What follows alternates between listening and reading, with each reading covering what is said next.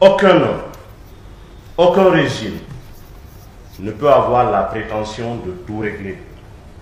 Mais ce qui vous revient à faire, à mon avis, c'est de redresser la Guinée et de remettre la Guinée sur orbite et faire en sorte que ce soit les Guinéens qui choisissent ceux qui vont les gouverner.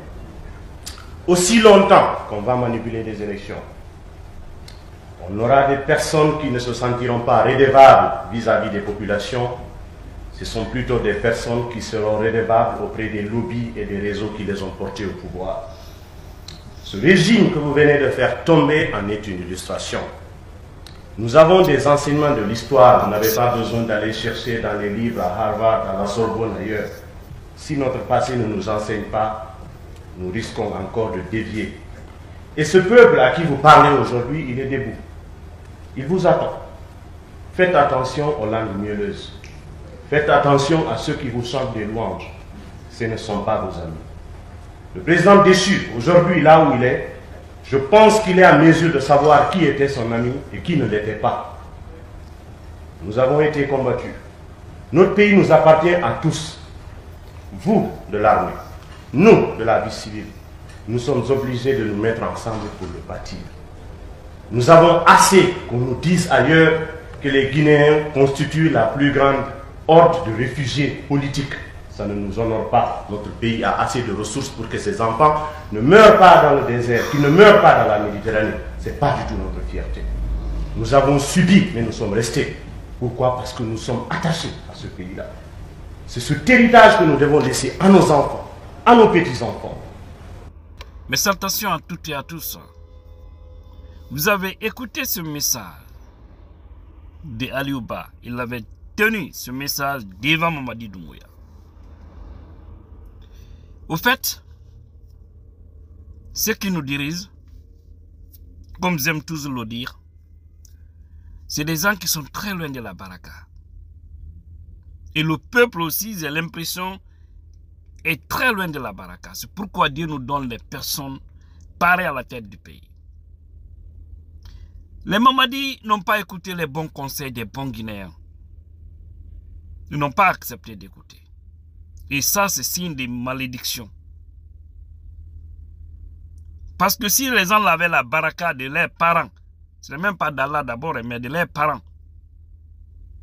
ce qu'ils sont en train de faire là, ils n'allaient pas le faire. Parce qu'ils savent que, en faisant le mal, ils n'ont aucune porte de sortie demain. Et ils sont convaincus que le pouvoir n'est jamais éternel. C'est un petit temps, ils vont mettre là. Mais ils finiront par dégazer. Ils ne sont pas en train de voir les docteurs Kassori Fofana, les docteurs Mohamed Diané, les Moussa Dadis Kamara, les Tcheboro. Ils ne sont pas en train de voir les Ibrahima Kourouma.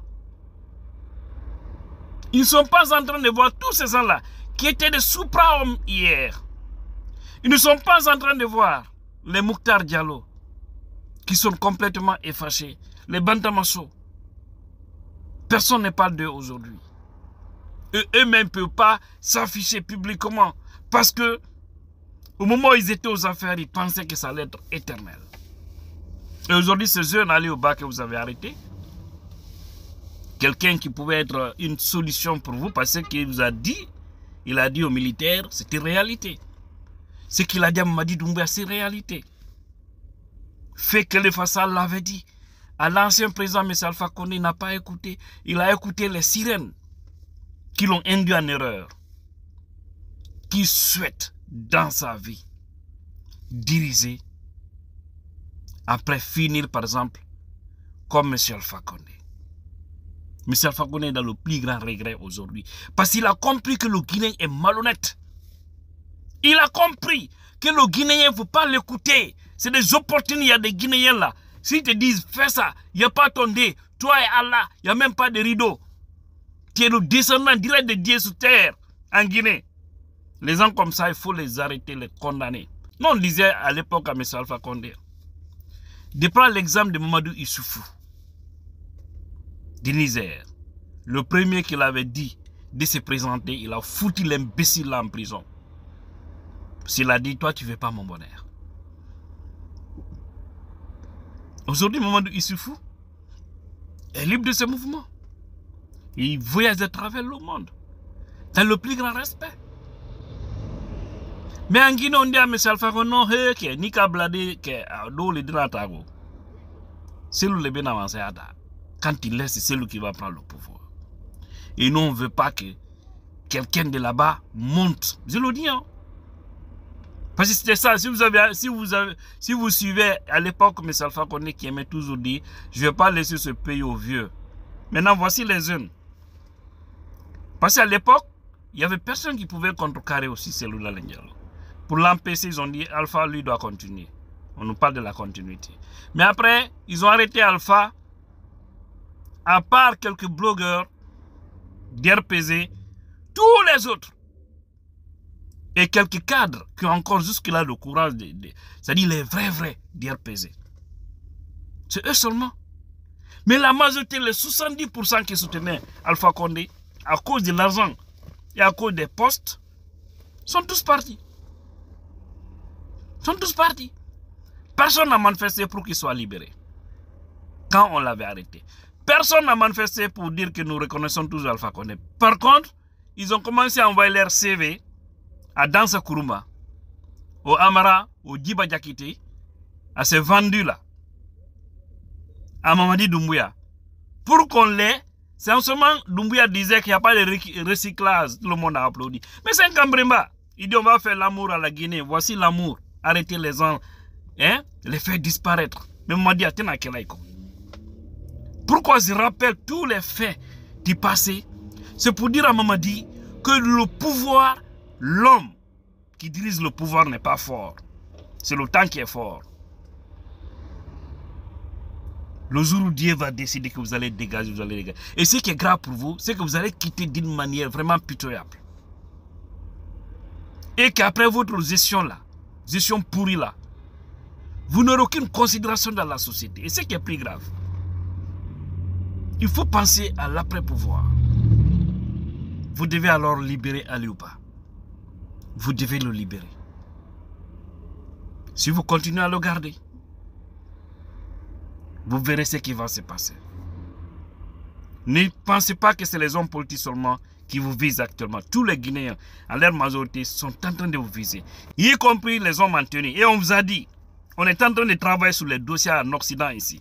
Nous allons identifier toutes vos familles pour les mettre en mal avec les autorités de ces pays, l'immigration de ces pays. Vous ne pouvez pas mentir sur vos dossiers. Vous êtes en train de foutre du n'importe quoi dans notre pays, faire souffrir les Guinéens là-bas, nos compatriotes les plus engagés, et puis vous envoyez vos enfants avec l'argent du contribuable guinéen en Occident. Ça ne marchera pas. Il y a des équipes très dynamiques qui vont dans ce qu'on appelle les sous-marins, ils sont en train de travailler sur ces dossiers. Déjà aux États-Unis, quelques familles sont déjà identifiées. Et leurs dossiers sont en train d'être préparés.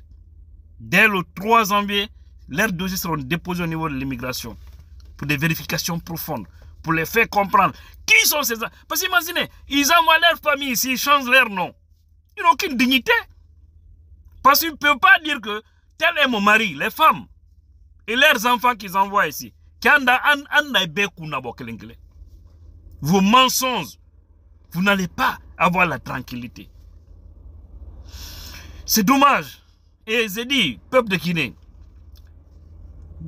j'ai l'impression que, excusez-moi, ça va vous choquer, mais j'ai l'impression qu'il y a une malédiction de 99 degrés sur les Guinéens. Excusez-moi. Hein. Pourquoi je le dis? Nous sommes sur une terre bénie de son sol et même de son sous-sol. N'est-ce pas? Mais quand Dieu nous donne des mauvais dirigeants comme ça, ne regardons pas loin, c'est que c'est nous-mêmes le problème. Parce qu'il peut vous arrêter. Nos vrais hommes, on ne dit rien.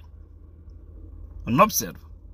Au lieu de soutenir ceux qui se battent pour tout le monde, on se met à les critiquer pour dire « Ah, ils aiment trop manifester, ah, ils aiment trop la politique. » Et pourtant, pour changer la donne en Guinée, il faut forcément passer par la politique. Mais on ne va pas continuer à laisser notre pays dans les mains des vendus, des voyous.